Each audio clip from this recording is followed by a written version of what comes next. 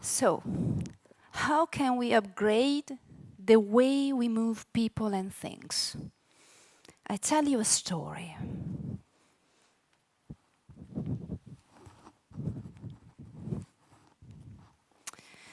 So, here we are again. My honey, are you ready for a new bedtime story? This is a story your grandfather was telling to me when I was a child like you. And now I'm telling it to you. Those days, cities were dark and full of smoke and fumes. This story is about a secret avenger fighting against wrongs, riding on her super speedy motorcycle, and always looking for new adventures.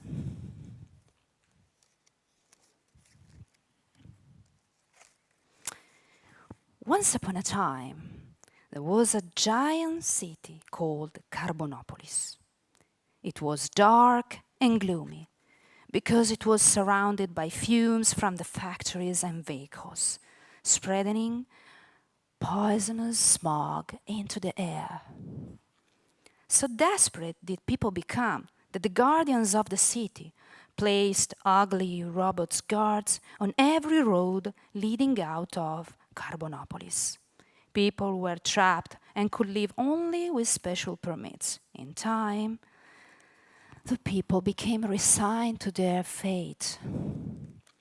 As with every day, Carbonopolis is covered by the haze.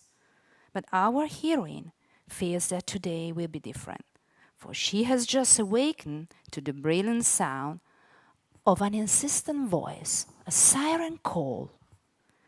But where is it coming from? Her instinct tells her that the distant sound is important and that it is only for her. It is a message. She must find the source, no matter how far away it might be. She changes into her black leather riding suit, turning into her secret identity, Spark. Our heroine rides through the megacity. Streets are crowded with cars and the comings and goings of masses of people. Spark leaves behind the familiar streets and gloomy skyline of her birthplace. She rides into the darkness as the hazy sun sinks over the horizon. No one is on the road. This is where the dread robot guards keep watching. Spark approaches with one advantage. Every motorcycle seen before has always been an official courier. Just as the robots drop their guard, her motorbike dashes between them and disappears, quickly out of the sight and then a detour into the dense forest with huge, threatening trees. Riding in the forest, lighted only by high beams, Spark now wonders, how far must it be? She sees a light ahead, a place to find fuel, or better, the secret place calling for her all these hours. Without seeing a single soul, Spark has come to the end. Her motorbike is out of petrol. Her headlamp goes out, leaving her in darkness.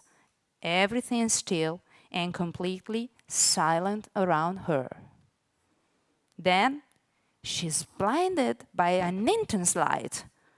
Adjusting eyes to the light on the edge of a large clearing, Spark finds herself in front of a huge old tree. So high is this solitary tree, you cannot see the top of it. The sound she's been hearing all along is louder as she approaches. It is the tree of the sun. Spark realizes that discovering this place has been her purpose, but she's not sure what to do next. Well, she says to herself, only one choice, climb. The light comes from high on the tree, so she leaves her helmet at the foot of the massive tree and starts to climb. The ray of light is brighter. It blinds her, but she cannot look down. She realizes that the singing has ended. but continues to pursue the light far above her. The light appears from a large split in the trunk as Spark continues to climb until she's just below it. The light is very hot, but nevertheless, she decides that it is safe enough to touch it. What will it be? At last, the answer. Spark's hands finally connect with the source of light and sound. Something hard and smooth. A shining ring. But one too large for any human finger. Gingerly, she takes the ring from within the bark of the tree. She examines it closely. But there is no inscription. It's too hot to touch, but she slips the ring into her left wrist, on her glove. She thinks, I know this is the object of my quest.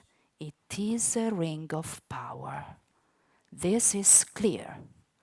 But what will it do? This is what Spark must find out. It is time to hurry back with her discovery. Spark grabs her helmet at the foot of the tree, but then she reaches her motorcycle and remembers that she can't go. Casually, she pats her bike's tank with her left hand. Instantly, it transforms into an electric motorcycle.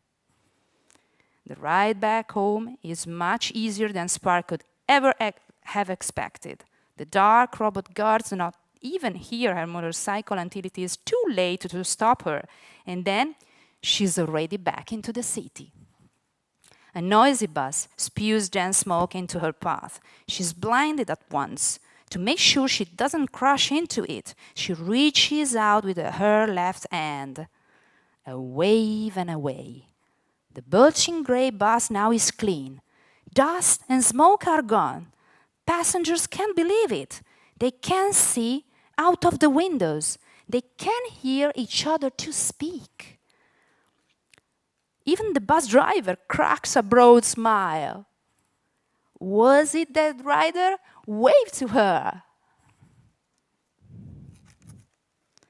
Now you know why our heroine is called Spark. She is quick thinking and quick to act. Now she knows the power of the ring. This time she slows down to touch a delivery van that the driver has left. But the exhaust still billows from the rear.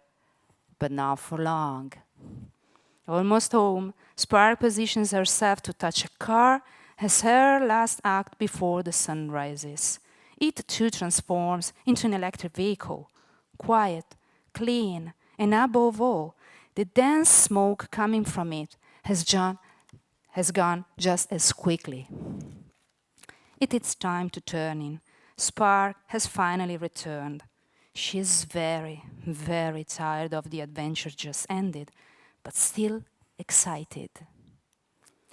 There are more adventures to come, but in a moment, she will be asleep. Sleep, my little one, sleep. Keep dreaming. Keep feeling the world around you. Change is the key of impossible. Bring a fairy tale your way, and remember, life itself is the most wonderful fairy tale. So,